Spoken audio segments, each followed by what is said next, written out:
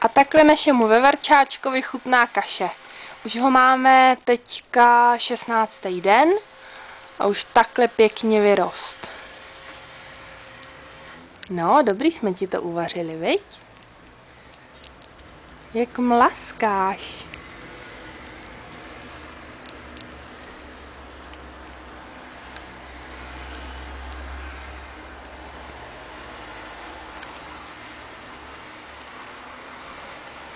Tak, přelijem ti tam ještě trochu kašičky.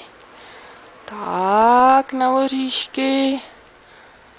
Pak si zakousne tady kousek melouna a je vždycky náramně spokojený.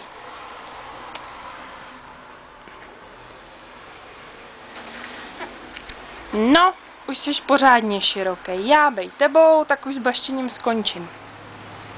No, co říkáš?